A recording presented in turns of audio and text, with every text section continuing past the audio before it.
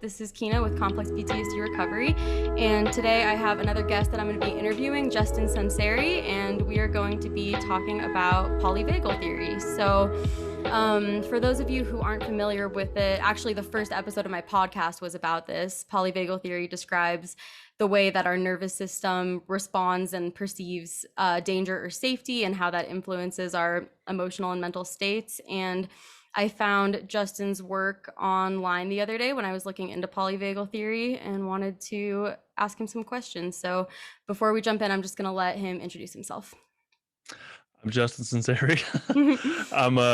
As I say on the podcast, I'm a licensed marriage and family therapist. I'm obsessed with the polyvagal theory. It's been kind of truthfully, my obsession. I've consumed as much information about it as I possibly can. I do private practice at nighttime with adults, but I work in the daytime with teenagers in a public school, just doing one-on-one therapy. I've been a therapist for, I think, like 12 years now. Parenting groups and working with teens and families. Only recently I started working with adults, and I've been loving doing that for the past year or so in private practice. I have a podcast called Stuck Not Broken. I got a blog. I mean, a whole bunch of stuff. But yeah, JustinLMFT.com is kind of the hub for all that. Awesome. I would love to hear how you first discovered polyvagal theory. Was it when you were already working as a therapist or still in school? Yeah, there was zero teaching about polyvagal theory or anything somatic in my graduate education. Honestly, there was pretty much zero. It was heavy focus on psychotherapy models and theory and whatnot, which is all well and good, but there was zero attention paid to the body. And we kept hearing about how trauma lives in the body, but no one really ever explained it.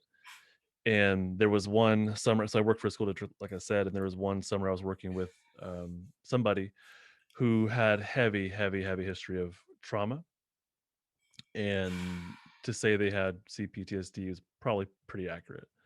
And so I was not super happy with how things were going in therapy. And I was doing the best I could, honestly, as a therapist. And like, this not the progress I'd like to see. I'd like to see all my clients make progress, and this wasn't happening. And so I decided that summer, typically during the summer, kids don't want to do anything related to school, including meet with their school therapist. And so I use summers as an opportunity to learn, to develop, to create curriculum, trainings, and whatnot. And so that summer, I was like, all right, I'm going to come at this trauma stuff, assuming that I know nothing. I keep hearing about how it lives in the body, so let's get more curious about that. And I went on to YouTube like any good scholar and researcher, right? And I just typed in like trauma, and just, whatever came up. And through a very short wormhole of YouTube, I found Peter Levine, who is the creator of somatic experiencing.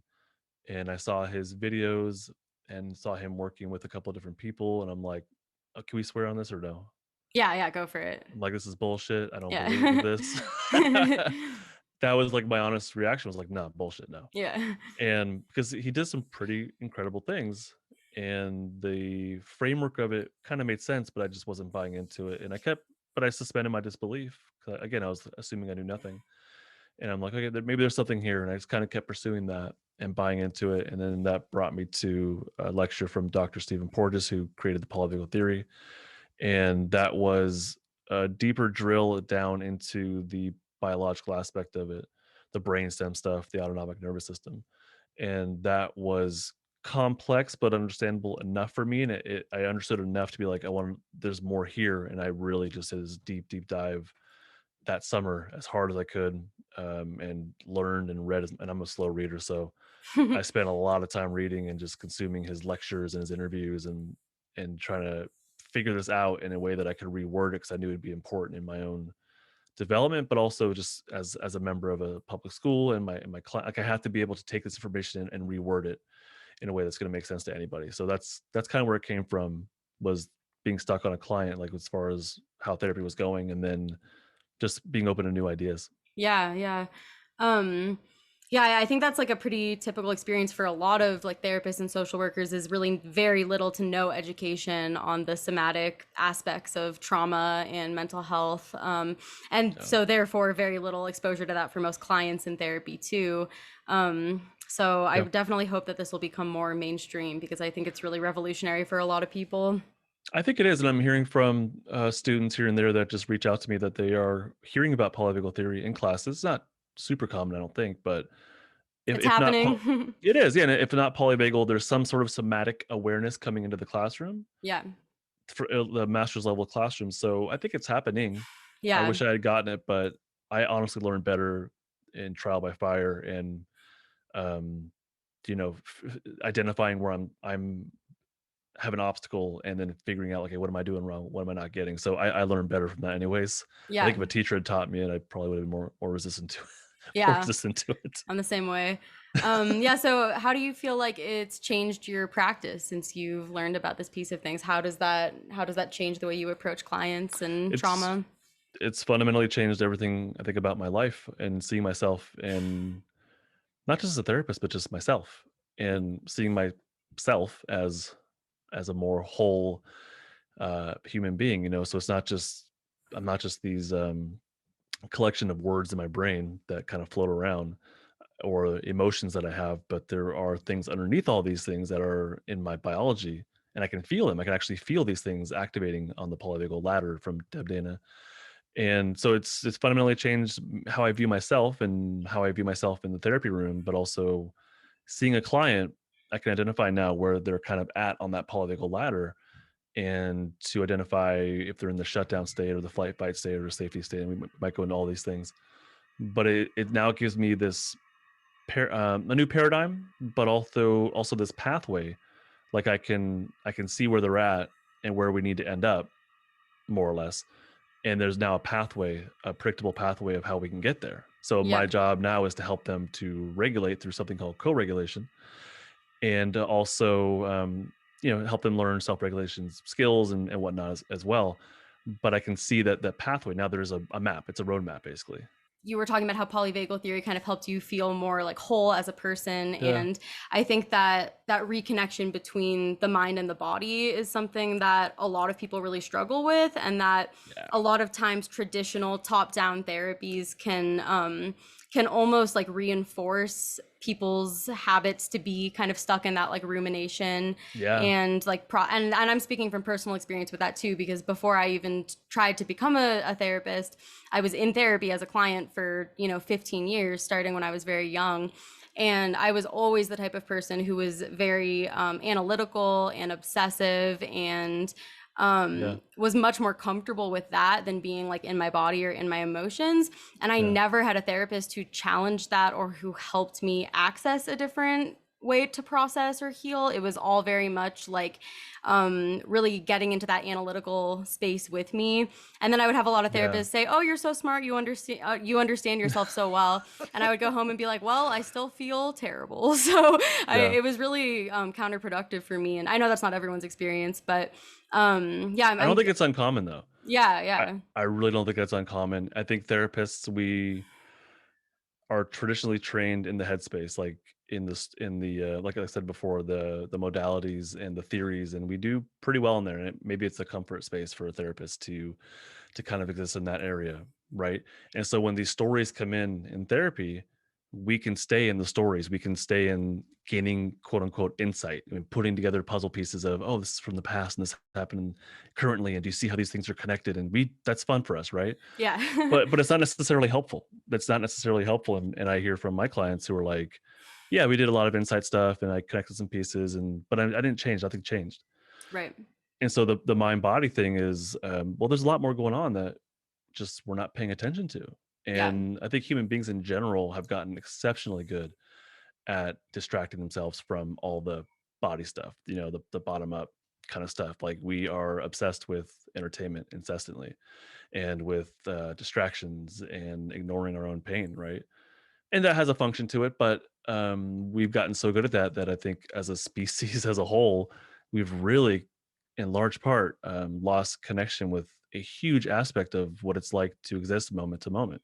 yeah, And so that bottom up stuff is a big, big, big part of that. And I think polyvagal theory and these somatic type of therapies, they focus not just on the somatic, but it's in unifying. because there is some top down stuff and there is some bottom up stuff, and we can differentiate those two. But really, it's whole person. Yeah, it's creating integration where there's been total like alienation. Yeah, Yeah. and it's not easy. It is not easy to do so, and it's not easy to get back into that mindset. It's not back in that body set, I'll say, to recognize and be like, oh, there is some stuff going on underneath all of my thoughts and all of my emotions too. There's actually some somatic things I can feel. I can experience these feelings in my body, in my muscles, in my gut. I can feel these things and actually experience them, and then they're actually telling me something. And there's an impulse that I want to do next. So it's a learning, a actual cognitive, like we have to learn that, but also emotionally build the tolerance to do that kind of work, Right.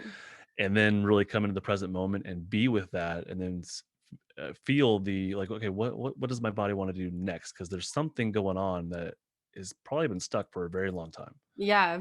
Have you found that learning about the somatic base of emotions and thoughts helps decrease like shame or feelings of Yeah. brokenness with your clients? Because that's something that I feel like I've noticed in myself and in other people, is that understanding the actual like physiological functions kind of is like a relief. You're like, oh, there's like more going on than just like me being crazy. Yeah, I would say so. The only caveat I would put on that is if the person's ready to hear that. I think it's really great new paradigm, new understandings of how we exist and why we exist and why we are get stuck in different defensive states. And I think it's really helpful for someone who's like, okay, why is this happening? Why am I like this? Why won't I change? Why? And then I can be like, oh, I have an answer. Here's the new paradigm. And then it's like, oh. But for someone who's not in that place quite yet, like I've attempted with a couple of clients to be like, all right, let me just kind of give you this information and see how you feel about this. And it goes nowhere. Like they're just not quite ready for it. They're not at that place where they're like, why? Right. But yeah, once those questions come out and they get the answer, it is extremely, I think, humanizing. I think there's no judgment to it. It is Right. it's just our biology, and our biology exists to help increase our chances of survival. And by increasing our chances of survival, it increases the chances that we will procreate and pass on this genetic strain. Like that's that's it. Yeah. So there's no value, there's no judgment. It is what it is. Now you take that basic understanding, and then people will automatically apply it to their life, Yeah. and they'll go to whatever point in time, and then the light bulbs go off, and it's like, oh, so that's why I reacted this way. And now there's no judgment to it. It's not because I'm defective, it's not because I'm dumb or I'm missing some piece to myself or whatever it is. It's just like, oh, that was my body going into a defensive state because it perceived or neurocepted that it had to, Yeah. and that it neurocepted that it had to survive in that moment, Yeah. or to shut down in order to increase chances of survival because it thought it was going to die. It becomes like that's it. That's all there is to it on a Yeah. factual fundamental level. It's And like there's no judgment. destigmatizing. There's no yeah, right. Yeah. That Yeah. applies to every single one of us. It On the surface of it, when I hear that, well, I guess when it comes to mental health, what I was taught in school, and I think is still commonplace, is the chemical imbalance paradigm. And maybe there's something to that, but not a single one of us therapists is testing for chemical imbalances. Right. I've never seen that. We just sort of say it, in my opinion. We kind of put it out there as an explanation. And that is like, there's something different about you, the client. Like you have this chemical imbalance, Right. or you have this disorder, and here it is. See, it's in the DSM. You fit every single one of these. You have this. I'm the person upon high who knows what's best, and I can diagnose you and give you labels. And that's a lot different than, we're all mammals. We're all just human mammals, and we all have the same biology. Every single one of us goes through these things every single day. Yeah. We all go through the flight by energy, the shutdown stuff, safety, every single one of us, every single day. Some of us more intensely than others based on history and upbringing and culture and all kinds of stuff come into that. But it's not this clean cut, like, this is how you're different. This is Yeah. how I'm different than you. It's like, this is all of us. Right. Yeah. Yeah. It really takes away from some of the pathologizing Right. nature of like a lot of people's mental health experiences. And I think some of the main things that I probably got from polyvagal theory was just this idea that like you make sense. Like I make sense, you make sense. Yeah. Your responses are actually like perfectly understandable considering your life experiences, which was really nice. And the other thing that I found really and, like, exciting about it was this idea that we're wired for both like protection and connection. So, we have this biological wiring for like seeking closeness and attachment and safety from bonds with others, but we Yeah. also have this wiring to protect ourselves from danger and to keep ourselves safe. And that's one of the main things that gets kind of tangled up with like CPTSD or chronic trauma, where if you have these repeated ongoing experiences that show you that people aren't safe, but at the same time, you're still, as a mammal, you're always going to have those biological wirings to seek Right. safety in connection. It creates this like really distressing and disorganized attachment pattern for a lot of people. And Yep. that it just made so much sense to me when I kind of put those pieces together. Yeah, and the only thing I would add to that is that it doesn't quite end. So we all have needs, like biological drives, biological needs to connect. And ideally we get that growing up. Ideally we get that with safe parents and people in our lives, but not everyone gets that obviously. I would actually think that I don't know if the majority of people don't get the the safe enough parent. I don't know. I have no idea. Yeah. There's a lot of bad parenting practices out there. There's a lot of abuse. I mean, it's absolutely rampant. So I think there's a really good amount of people who simply don't get the fundamentals of what they need on a biological level, just basic safety, basic connection, basic acceptance and belonging and getting your needs met. There's a lot of that happening. So, but it doesn't go away. Our need to connect doesn't go away. It's always there. Lifelong. Yeah. It's lifelong. It's lifelong, and even if we didn't get it from a parent or whoever, that need is still underneath everything. And we might focus on this emotion being an issue, but that emotion might be being driven by some sort of defensive state underneath it, and that might be driven by the trauma or not just a potentially traumatic event, but not getting some sort of need met growing up. Yeah. Right?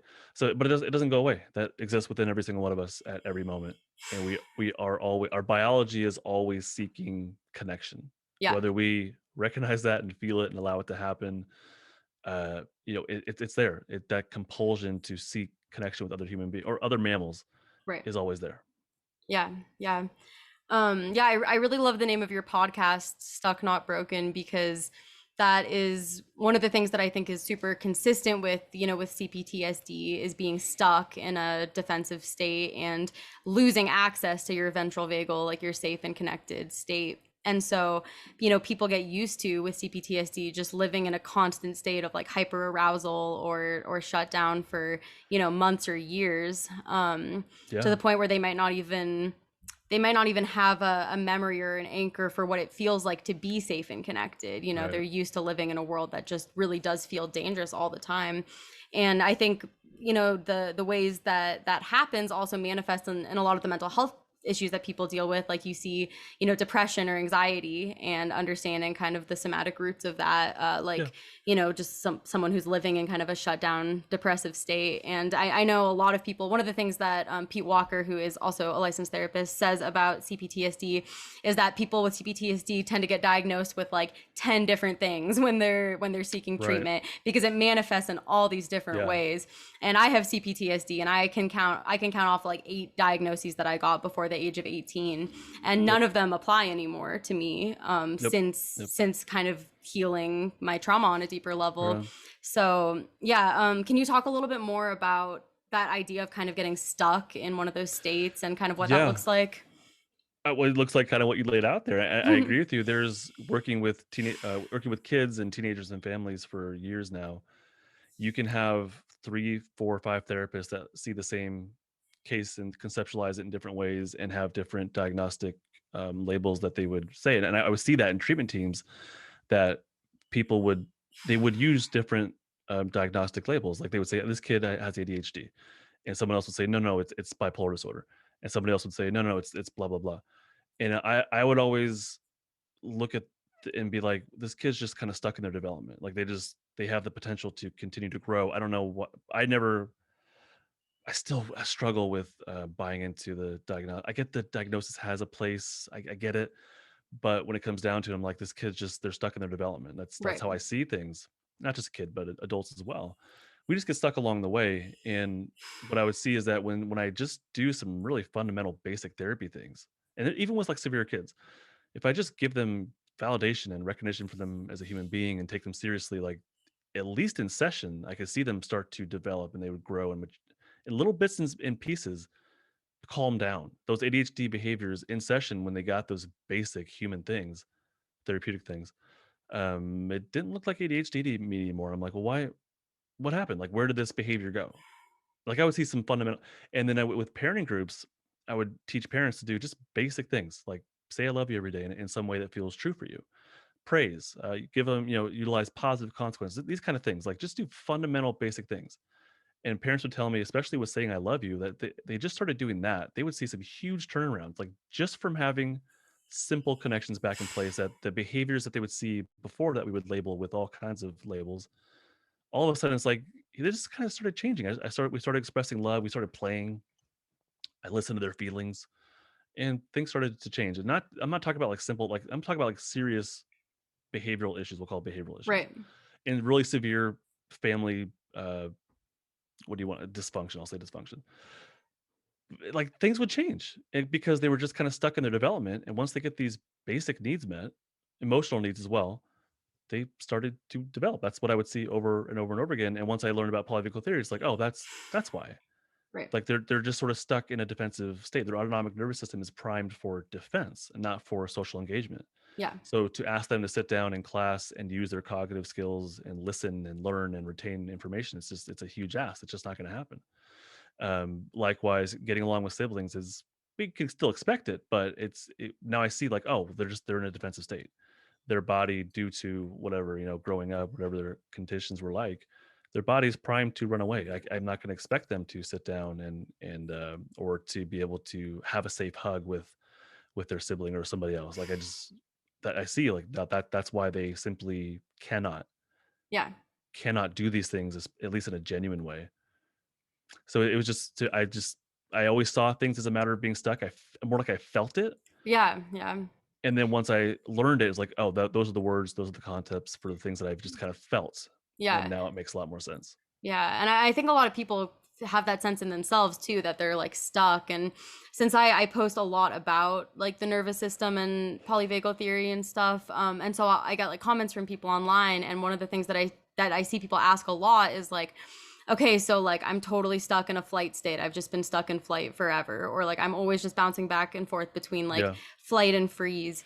But what do I do? Like how do I relearn how to feel safe when that's something that maybe hasn't been accessible to me ever? And yeah, I'd like to hear your thoughts on that. that's the issue, right? That is that's it. Is like, well, what do I do now? And I don't blame people for I go to that energy too. I go to like, well, what do I do about it? I'd hired a coach and she'll call me out on it. And it comes down to, can you, and it's a big ask. I don't expect people to do this right off the bat, but can you be with the energy? Can you be with your defensive energy in a non-judgmental way and really kind of feel it and experience it? And it's not easy.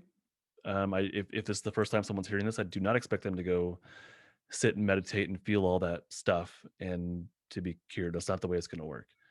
But ideally, what we want to do is, that is the goal, is eventually that this defensive energy, if you're coming from a shutdown place, which is the bottom of the polyvagal ladder. Does your audience know about these kind of concepts? I think most of them do, and if they don't, I have a resource guide with a ton of Cool. like info about it. So yeah, I'll just keep going continue. then. Yeah. So if you're at the bottom of your polyvagal ladder, it's, can you sit with that shutdown, disconnection and loneliness and fogginess and dissociation maybe? Can you be with that enough to where the sympathetic energy of the fight flight state returns?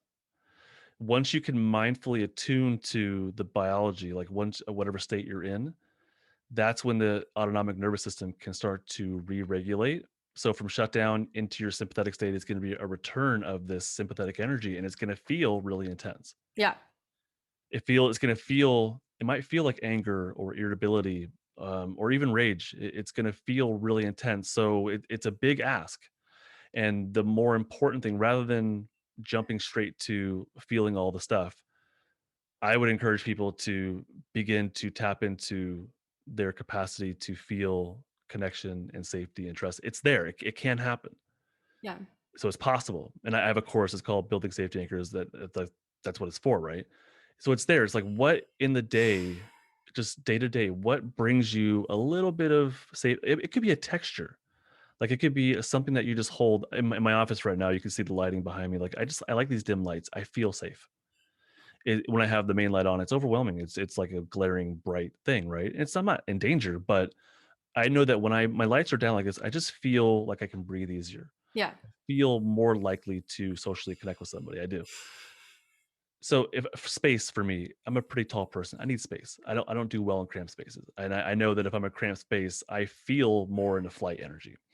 So it's stuff like that, like these little things. If you can just notice like what brings you a relief, not substance use, nothing like that, but like what natural things, what connections with people, what things in the environment, what music pieces, like what can bring you just a little bit of like, oh, this is different.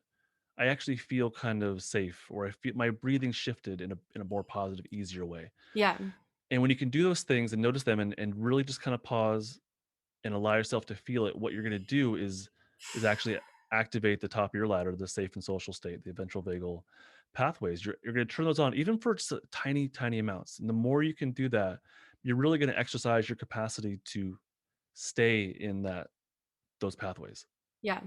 Now, the more you do that, it's going to build something called the vagal brake. And the vagal brake is the influence of your social engagement system on your heart. It keeps your heart at a calmer pace. So when you are ready, or when that energy does come up, that defensive energy, your safe and social state will stay more active, more online. Keep your heart at a calmer pace. If that's going to happen, that means you'll have less flight fight energy. Right. And return to a grounded state more easily, like it's Yes. more accessible. Yeah. You'll be able to tolerate more and more. And I see that in therapy with my clients that over time, that they will begin to tolerate that stuff more and more and more. And I've had a handful of sessions where that stuff surges, and it's a lot, and it's kind of like panic mode, and we just kind of got to get through the moment. And Yeah. that energy surges, it's intense, and that's not the way we want to go about things. It just kind of happens sometimes.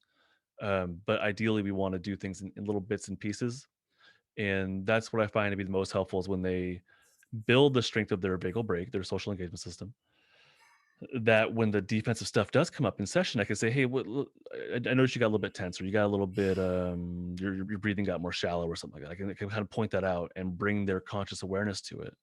Yeah. So they're in the moment, they're safe, they're connected with me, we're together, and now we're going to tap into, yeah, my calves do feel really tense. I feel this impulse to run, Yeah. and that's real. That probably comes from some old stuff, right? So then it's like, let's just notice it. You're not going to get up and run. I guess you could if you want, but you're not going to get up and run. Let's just kind of notice it and be with it. Right? And then what I'll do is just do that as much as you can, and then we're gonna go right back to our safety feelings, and we're gonna do this thing called pendulation, where we feel safe and connected, and then we're gonna go back to the pain a little bit, and then come back to the safe, because we're gonna that's ideally how we can bring that energy up, is through pendulation in bits and spurts. It's called titration, like little bits at a time. Yeah. So not all at once, ideally, but in little bits and spurts, build more of a tolerance to it, and that's how we can get the energy to kind of return in a more manageable way. And I think in a healthier way also is over time. So I'm hearing you say that just kind of learning how to tune into those nervous system states and approach them without judgment can in and of itself help alleviate some of the intensity and create kind of better pathways up that ladder. I think that's pretty fundamental to the process of it, and the compassion, the self compassion is important. And what's frustrating is that it's very difficult, Right. and it's Right. very difficult because our the biological pathways for safety and social engagement are just not as developed as we ideally would like them to be, right? So if that's true, then accessing compassion and accessing empathy for yourself and compassion for yourself or for others, and the patience required, the curiosity that's required to do this kind of work, it's very challenging Yeah. because those pathways simply are not active often enough, or are not strong enough to handle the defensive energy as it comes up. Yeah. So it's like that's the answer, but it's also the problem, and Right. that's the frustrating part of this. So little bits at a time, I find to be more helpful rather than expecting some big home run, Yeah. going forward. Yeah, and I think everyone needs different ways to start to reconnect with their bodies too, because it is kind of a catch-22 that you kind of need to connect with your body to heal trauma, but trauma also cuts you off from connecting with your body, or even makes connection with your Yeah. body feel extremely threatening. Which was like, I'm thinking back to experiences that I had in therapy before I knew about any of this stuff, where my therapist would like without explaining why, but suggest some sort of movement, like some sort of way of getting back into my body. And I had like a violently defensive, like absolutely not reaction to it. And actually like stopped seeing a couple therapists because I felt Yeah. like they were pushing me, because I was Yeah. against any sort of body mindfulness. Even deep breathing would give me anxiety, like anything that was kind Yeah. of grounded. So yeah, I'm curious to hear your thoughts about what kind of some different options are for helping people start that reconnection. It's I think it's extremely individual.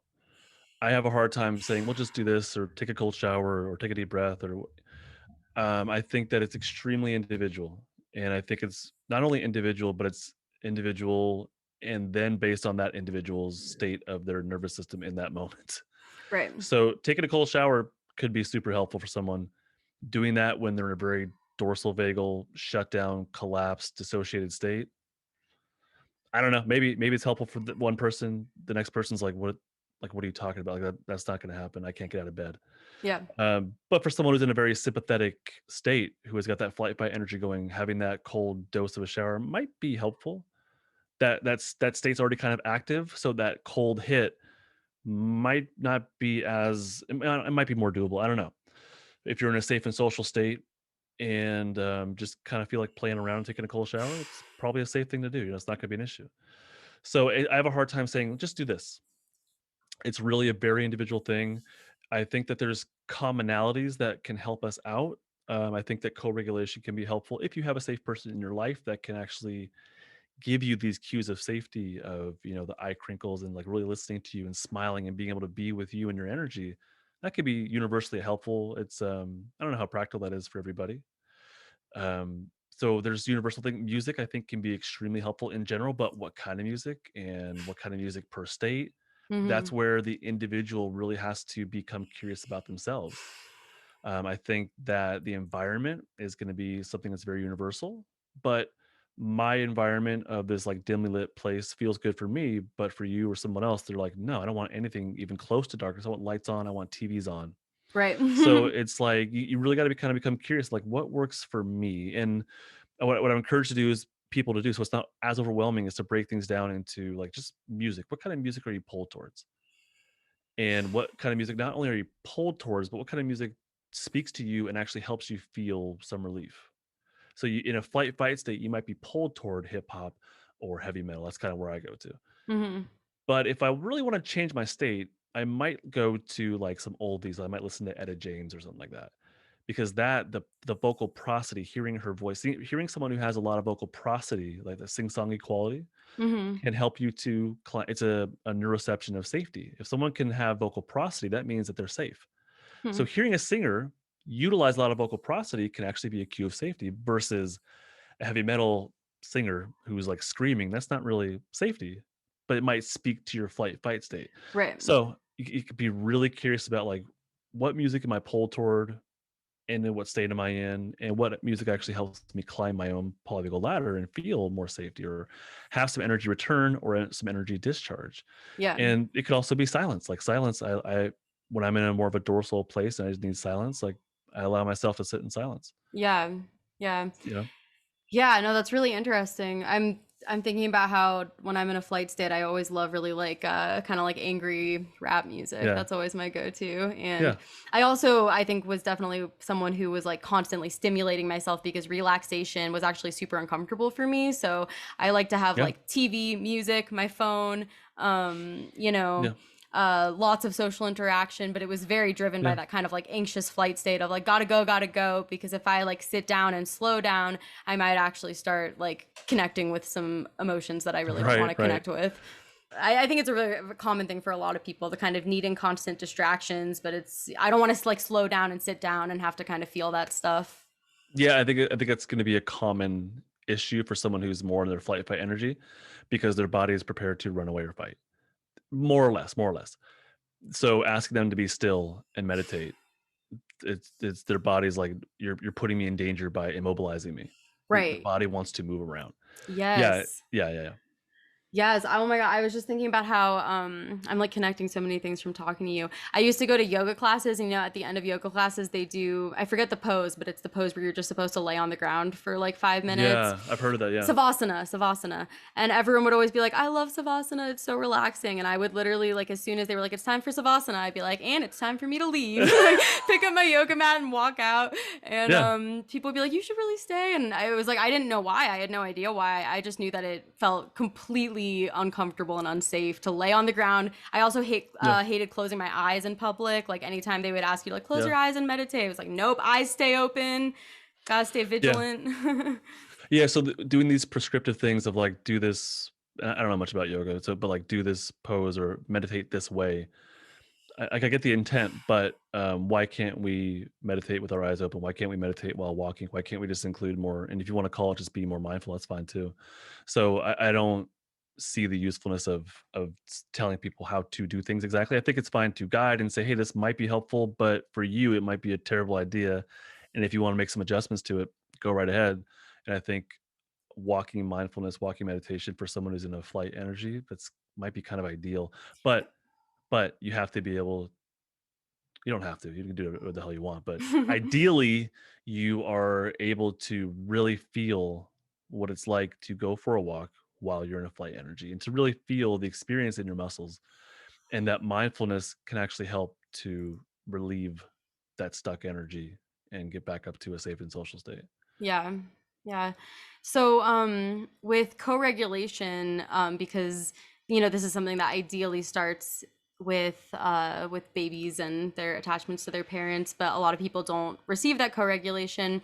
What does it look No. like in therapy with a teenager or an adult who's kind of learning how to co-regulate in a therapeutic setting?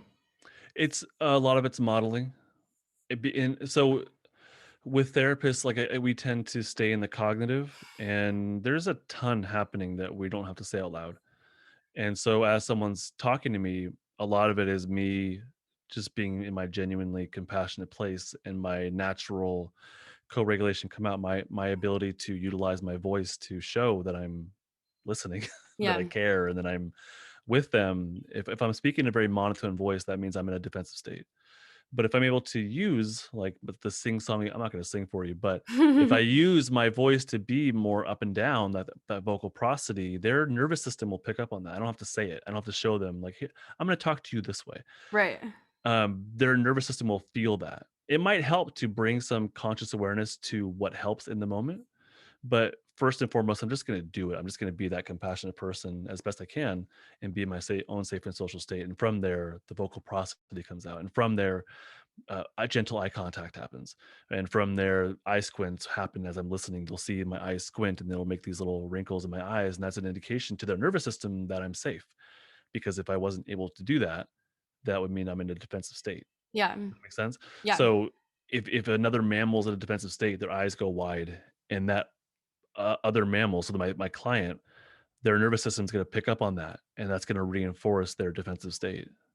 Because Yeah. they're gonna see me in a defensive state, it's like, "Oh, something's wrong." But if I'm in my own safe and social state, that's gonna convey to them, I'm a safe mammal, and that's gonna tell their nervous system it might be okay to start climbing the polyvagal ladder. That's at least part of it. So Nonverbal communication kind huge. of. Yeah. It's Yeah. it's it's it's, well, I mean, mammals communicated non-verbally for probably a very long time before we had words, right? Right. And that doesn't stop. That's still very much alive, not just in our body posture and whatnot, but our facial affect, our ability to utilize our facial muscles, even like tilting my head to the side as I listen or talk, like using my neck muscles means I have access to my safe and social state because Hmm. that lives up here in the face and the neck and connects to the heart. Yeah.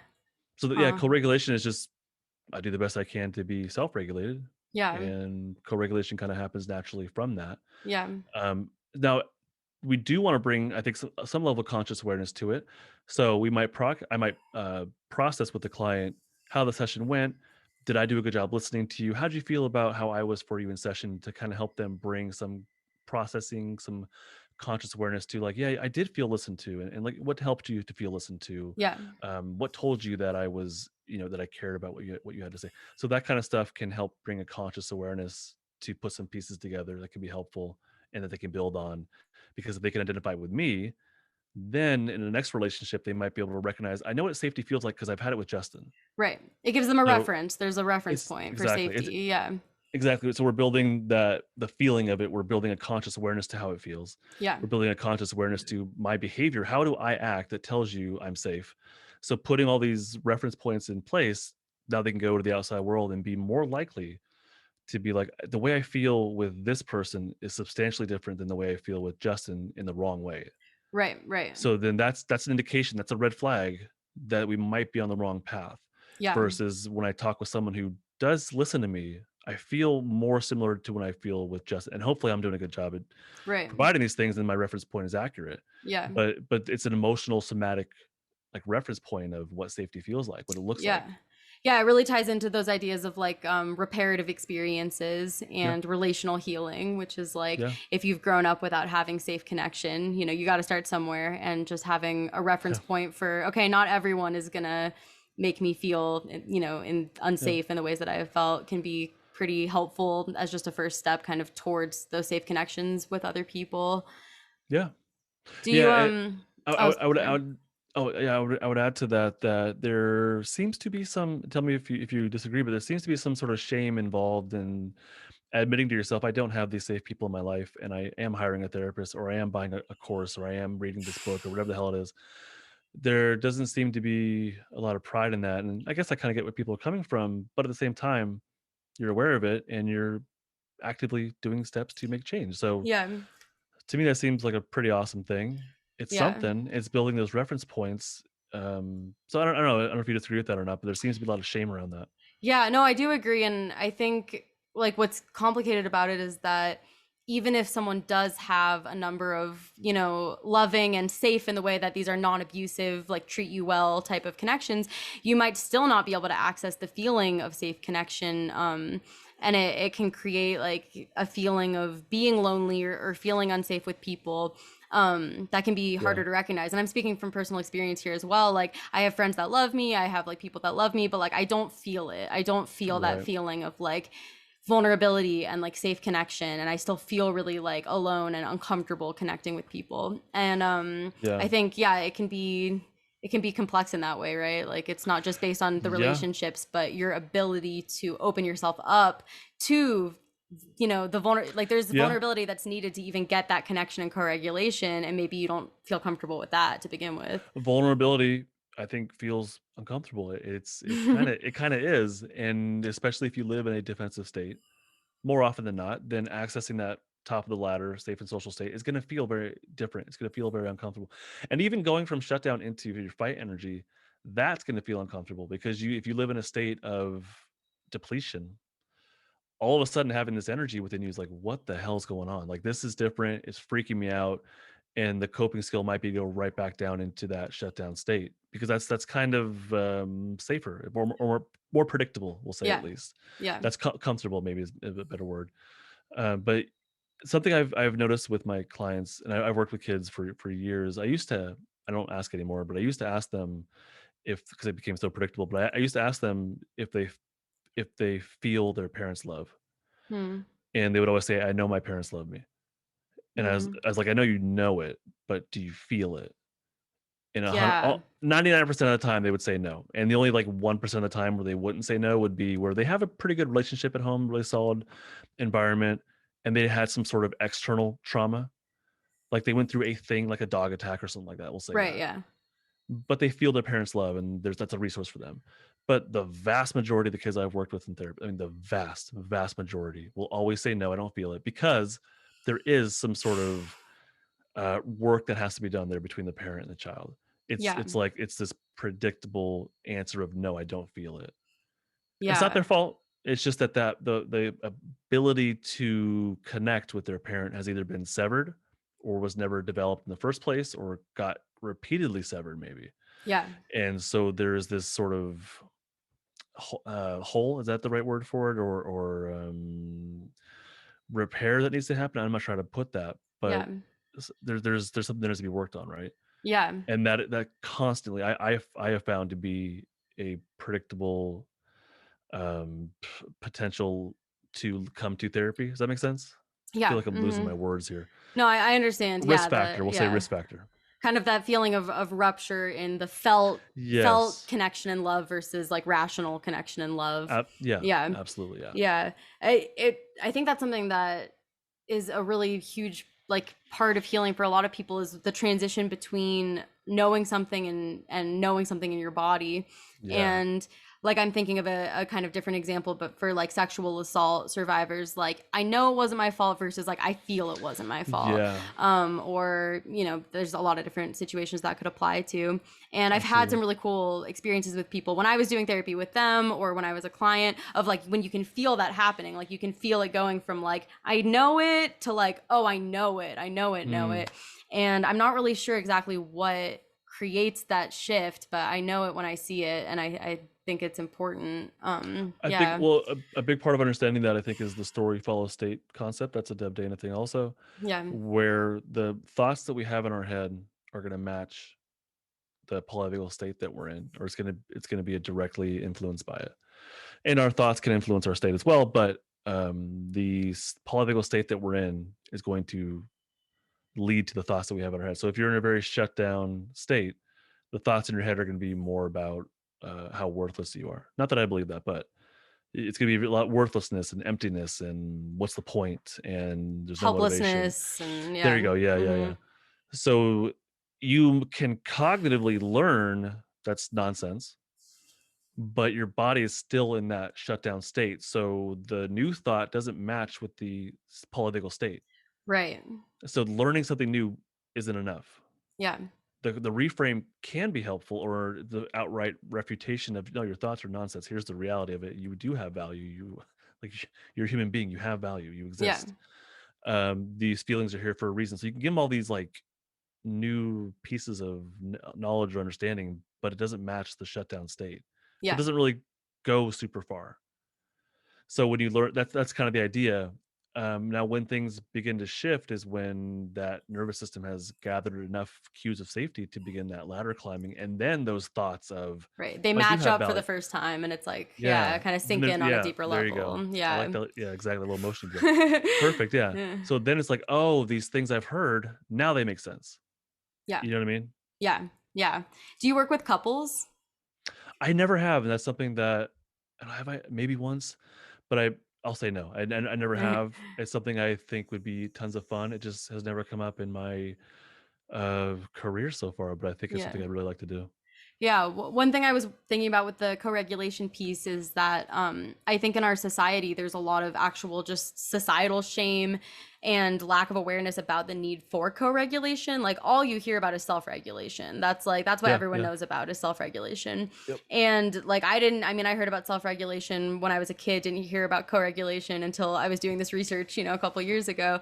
And it really sent me onto a journey of just challenging like I guess a lot of the ideas about like codependency that our society kind of pushes, where it seems like there's this very hyper independence that's kind of like Yeah, normalized, and yeah. it's cultural as well as kind of being a trauma response. But it's this very like cultural norm of kind of It is. independence Yeah. being really highly valued, and not a lot of healthy modeling for interdependence or for the fact that we do need other people. Needing other people isn't inherently bad. It's actually this very like natural set of survival instincts. Yeah. And so I think for that reason, where I'm leading with this is that a lot of people don't know how to ask for co-regulation, or that it's even okay to need co-regulation. Like they'll be in this state where it's like, if I'm feeling weird, like I have to fix it, I have to regulate. And of Right. course, although being able to self-regulate is this great asset, like even as an adult, having a partner or a friend that you can safely co-regulate with really helps with self-regulation. And I think that's something that a lot of people don't even know that they're really allowed to ask for, or aren't given the tools to Right. ask for in their relationships. Like, I really need you to like Yeah. listen to me and give me a hug right now, or whatever that looks like. Yeah. It's another one of those things where it's like it's the thing that we need, but it's also the thing that's extremely hard to get if you don't know what safety feels like and if you haven't surrounded yourself with people who are capable of providing co-regulation. Yeah. So it's this really kind of twisted up thing, right? But it's a basic biological need. So I don't know, like, everything you said I agree with. And then, you kinda get stuck on, like, you need it, you don't have it. Yeah. And that's where the professional aspect kinda comes in. It was like, this is the best I can do is hire someone to give me some co-regulation and all this other stuff. But, the hyper independence is something that I think I've seen a lot with the kids I work with in school districts and in therapy, that we expect kids to self-regulate, and that's just not, um, it's entirely realistic. Yeah. Because the co-regulation, especially for kids, is so fundamental to their functioning, and we wanna work towards self-regulation, but there is definitely it's a big ask, especially if kids have been, very traumatized and whatnot. Yeah. But what we do in therapy and in school districts is we focus on the kid's behavior, and we focus on, here's a new coping skill, and top-down stuff, like, learn this, and that doesn't go super far. So, it's like, and then we wonder, like, why didn't you use your coping skills? And this is probably true for adults as well, right? It's like, why didn't you use your coping skills? It's like, even though you taught them to the kid, and I always, this is something I always saw, and I'm like, this isn't going anywhere. We're teaching, teaching, teaching, but they're just not Right. there. Like, Are it's those just tools accessible when they actually need right, them? Like, no. right. Yeah. This kid lives in a consistent state of flight, fight, shutdown. So these are great skills, and these skills become useful once they get to the point up their ladder enough to be like, oh, I have a skill for this, Yeah. and then they use them. So it's still worthwhile to teach it, but there definitely has not been enough placement on how can we as adults be with that children. And I think it's still important to expect, like, success, Yeah. to expect certain classroom norms and behavioral norms amongst adults and whatnot. Like, we can expect that, but, like, how can we be a part of that in a really healthy, co-regulated way? I think that hyper independence as a means to cope with our own stuff is probably not very helpful. But encouraging independence and success, and I'd say more like mutual independence and cooperation and voluntarism, like, these are probably really good qualities, I think. But you can't neglect the fact that we need each other on a very biological level. We need safe other people. So what can we do as individuals to be safe other peoples for other individuals, right? Yeah. I think if you get enough people who have that mindset, you're gonna have a pretty kick-ass society, I think. Yeah, I think so too. But a Yeah. lot of this is, it's frustrating because there is an individual aspect to this. Co-regulation happens between two individuals. Right. So the individual is fundamental, but the individual also needs the other individual. Yeah. And it is this kind of, I don't know the word for it, but is the circular logic kind of thing, it feels like at times. Yeah. Yeah. It's kind of a catch 22 a There you little bit. go. It's like, You're yeah. better with the words. There you go. Thank you. No, yeah. So one of the things that I focus on a lot with CPTSD is like attachment styles and attachment patterns and stuff like that. And I find that people's like attachment and relationship patterns tend to be like really tied to their kind of nervous system states and that sort of thing as Mm, well. And it can be, I think, one of the most like debilitating symptoms for people with CPTSD is knowing that they need and that they want reparative experiences with safe people, but also having, just severe flashbacks, emotional flashbacks, and yeah. triggers that come just from trying to connect with another human. Yeah. And then there's the problem that in this country a lot of people don't have healthcare, can't access therapy, Yeah. Yeah. Yeah. Yeah. Yep. can't access Yep. good mental health care. So Right. I think my question is, what advice would you have to people who are not able to access, either they're not able to access therapy or they're not able to access a therapist who kind of knows how to work with them on this stuff, and yeah, what advice would you have for someone for ways that they can kind of approach these things in their own lives and relationships? The first thing that came to my mind, and maybe the first step is, and it's not easy, but can you validate that you do have those impulses? Can you validate the impulse to connect with somebody else is alive within you? And that's different than going out and seeking it and asking for it or paying for it or whatever. It's like, can you just recognize that that is within you, and can that be good enough for this present moment? So if you can sit with that as much as possible, then I just think validation goes a long way. Yeah. Like, it's a real thing. So rather than it being this thing that lives within you that you're acting on and seeking out and probably going in all the wrong directions, can you first, before you act, can you just kind of be with it? and allow that validation to happen, which is it's not easy. Validation is not easy. Self validation is not easy, especially if you haven't received it from others. So it's a big ask, but I think that can be a first step before going out and finding it, is just validate it, be with it. And I think that if you can build that self compassion a little bit, Hmm. that validation for what your need is, then the potential to find it in a healthy way, I think, is going to go up. Yeah. Well, yeah, because the shame around needs themselves can be such a big barrier, because a lot Mm, of kids, if they don't have their needs met, chronically, a lot of the times that's part of where that shame stems from, is this idea of like, I'm bad and my needs are bad, because kids aren't able to conceptualize like, my needs aren't being met because of my parents' own limitations and emotional capacity. Kids are naturally going to be like, my needs are unreasonable, they can't be met, yeah, or they're not being met because I'm bad, or I'm not good enough in some way. And there's so a self blame. Yeah, yeah, definitely. I think a lot of self blame. Yeah, it was a huge thing for me to just like understand what attachment needs and co-regulation needs are, and be like, oh, those are good, those are normal. Okay, yeah, so the fact that I didn't get those, it wasn't because I needed too much, it was because I didn't get enough. And that was like a really huge shift, away from self blame.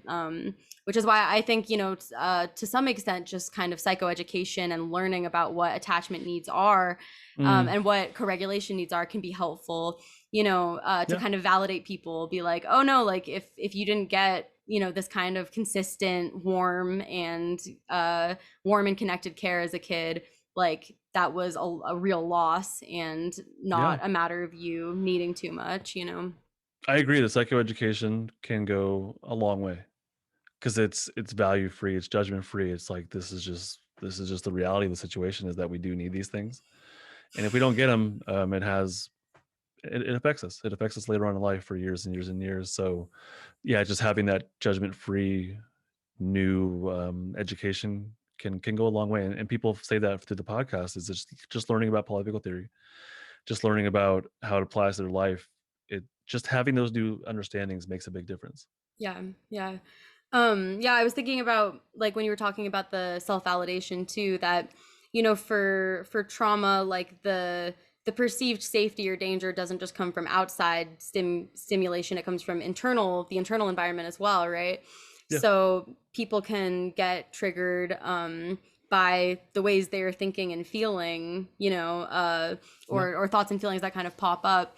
I've talked to a lot of people who are like, yeah, I had a flashback, like, from feeling lonely, or from, thinking about like, and I know it's kind of Oh yeah, complicated, like where it originates from, but yeah, yeah, um yeah, yeah, so creating like a safer internal environment, I think, even though it's easier said than done, is also a really important piece. And I know with like attachment, they talk about how if you grew up with like an insecure attachment style, and then you're earning secure attachment as an adult, the kind of one of the steps for that I've read about is this idea of creating an internal secure attachment with yourself, mm, as kind of the foundation for learning how to securely attach with other people. And when I think of that, I think it kind of fits with like the idea of inner child healing, where it's like you're yeah, learning to give yourself some of that yeah, consistency and validation yeah, that you were missing before. yeah. But yeah, again, that it's hard if you don't have any like blueprint for that. It is, but those sort of metaphors can be helpful. I personally don't invest a whole lot into thinking of ourselves as parts or some sort of child living within us. As a metaphor, I get it, and as I come up in therapy, I'm not going to say like, no, no, like I get it, but I always consistently want to, at least by the end of that session, bring them to the present moment. So metaphorically, we can say there's a child within you that has these old feelings. I get it, but also you right now in that chair in the therapy room, you are having these feelings. Right. The present you, like just the you that exists. So Yeah. not just the metaphorical, just the conceptualization, but bringing it to the present moment, to the you that exists right now with me in this room. Bringing it to that is going to bring them more into their body today, Yeah. not as a metaphor in their head, but as a real thing happening right now. And I think that taking those metaphors and bringing them to the present moment is extremely important, Yeah. because Yeah. we can live in metaphors for days, Yeah. but this is happening right now.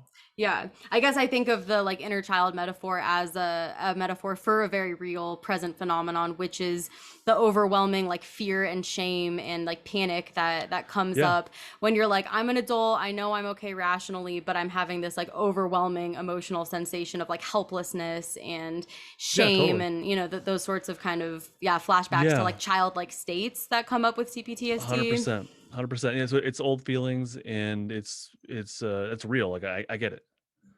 And so there's no, I'm not going to argue with a client about like, no, you're not a child anymore. Yeah. It's not about that. It's like we can name it that. We can call it that. Yeah. But by the end of the session, Connected to the present experience. it's Yeah. happening right now in you right now as an adult. It's a real feeling you're having right now, Yeah. not just something that you felt as a child that you're feeling now, which is true.